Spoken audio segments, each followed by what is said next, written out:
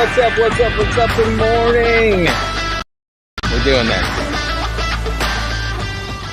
What's happening, guys? Look, it's a goal. It's a goal of mine to make sure that I'm speaking more often, getting a message out, just getting out in front of people, because speaking is really what I love to do. So we're doing that right now as I get motivated and out in the morning. And when I feel motivated, that's where I just create content. And then content ends up being most of my day.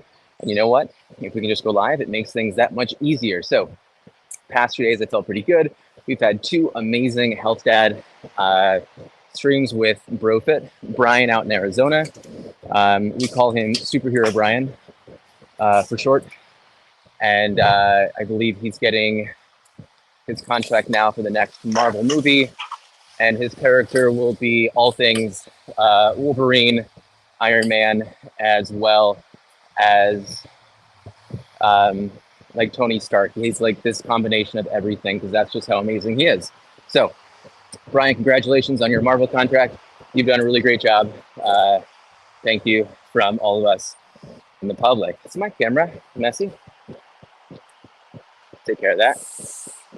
Okay. First weekday, walking around, first 30 seconds, people are looking at you. Look at that guy. He's trying to be a content creator. Yeah, I fucking am. Calm the fuck down. I went ahead talking, right? No one cares about me. But when I'm working out, I have podcasts going all the time, and the motivation from other people as they're talking, people just like Jordan Sayat. My gosh, I'm now gonna just go have a brain fart on this, but Jordan Sayat, Dr. Gabrielle Lyon,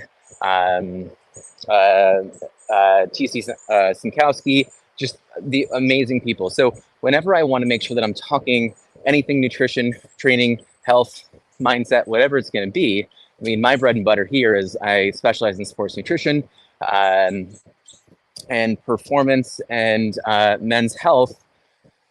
But I think what we want to make sure that we're doing is not being the only voice. So I think it's really important that I share other sources. So whenever I come to you with 3 things for the day, I'm going to make sure that I'm sharing another source, another person that you should be listening to as well, because I should not be the only voice that you are listening to.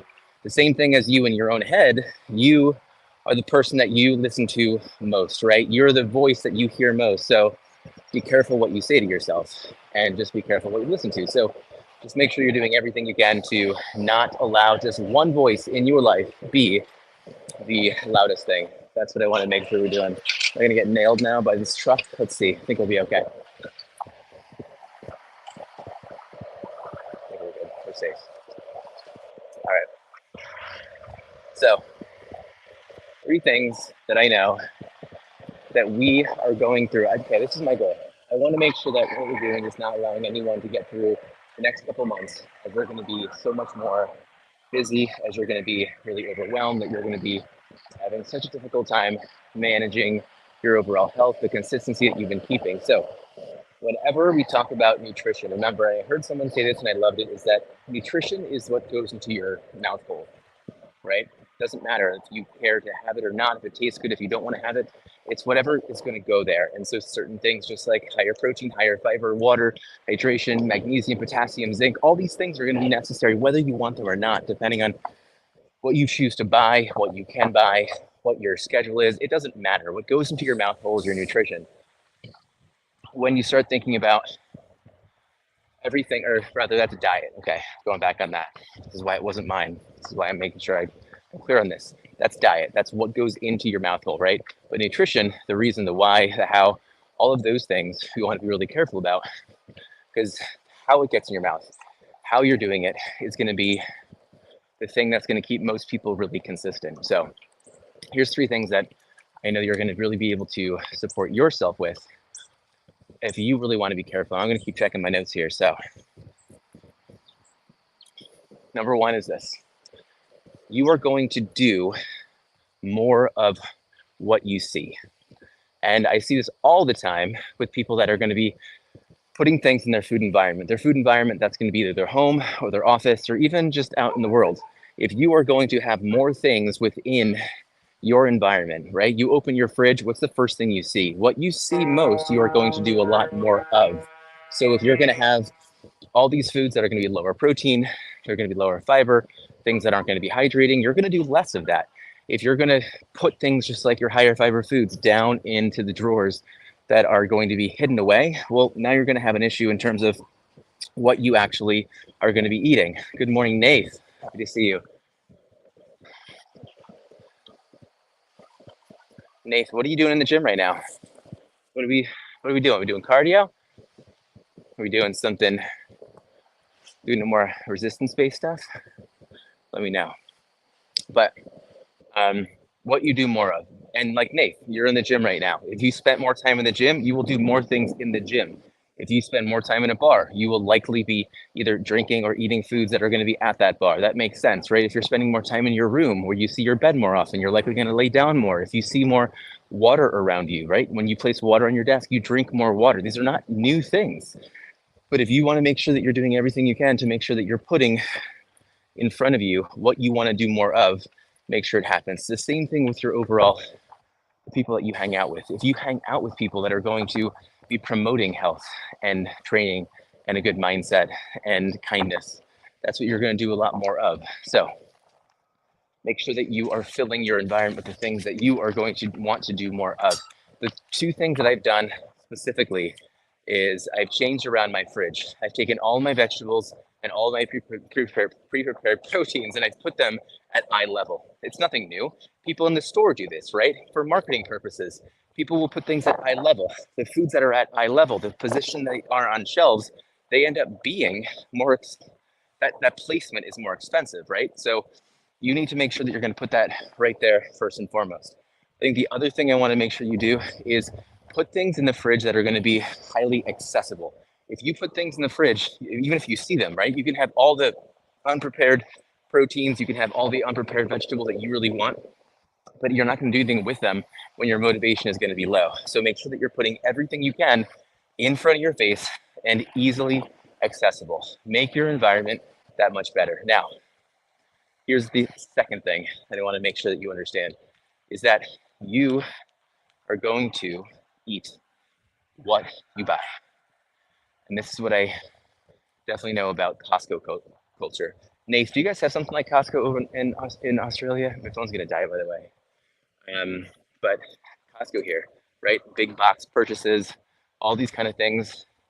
When you are buying larger volumes of food, you might be saving money, but you're saving money to make sure that you're going to get more, that you're getting more food, right? You're getting more for the portion ends up being cheaper, right? But you also will eat more of it. This is when I see someone saying, well, I have it, I have to make sure I finish it. I don't want to waste the food. So they finish a little bit of extra that they end up having, right?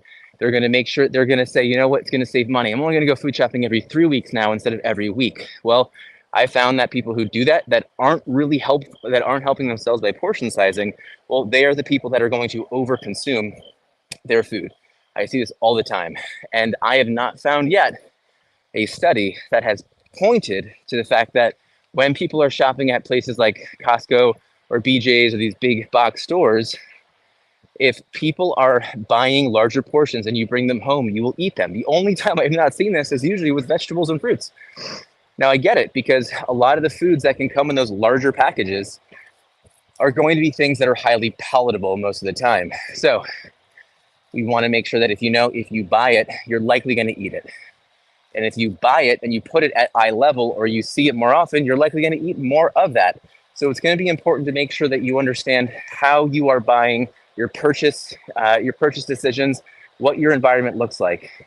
The third thing before my phone dies, a lot of people from the intuitive eating world, they'll end up saying that we have to honor our body. We have to make sure we're doing everything we possibly can to make sure that if you are hungry, you should eat. Now, there's nuance there. And I think that a lot of things have been taken out of context when people start talking about the intuitive eating crowd. But it's okay to keep your food environment, your home environment, clear of certain foods that you have been binging on or that you've had a hard time controlling. If you are going to have a low motivation moment, if you're going to be searching around the apartment because you are the house because you are starting to waste time or you're starting to make sure that you are procrastinating because you don't want to get work done, and you start searching for food, the first thing you see, you're going to probably end up eating. So keep your food environment clear as best as you can. And it's okay. It's not restriction. It's just making your environment that much more healthful. I know for me, I like to keep my weights around so that if I feel like I need to do one thing to just take my mind off of something, a couple push-ups and end up helping me. I like to keep a dartboard around. I'll throw darts. That ends up helping me too. I'll keep my water around. I like to keep things like seltzer, Diet Cokes around too. That ends up helping me. Anyway, my phone's gonna die. And I love you guys so much. Nath, you're talking about celiac disease means I miss a lot of certain foods, which makes cravings all that much more worse. Well, Nath, celiac disease is fucking difficult, first of all, and I get it, but you have so many more foods that are still available to you, and the foods that are going to have any gluten in them may be the ones that could be more challenging for many people. I personally, I make my sourdough bread. No one has to do that. You can go buy your sourdough bread, but other than that, I don't really eat much food that has gluten in it. I just don't, and that's not me, but that's many people I work with too. I'd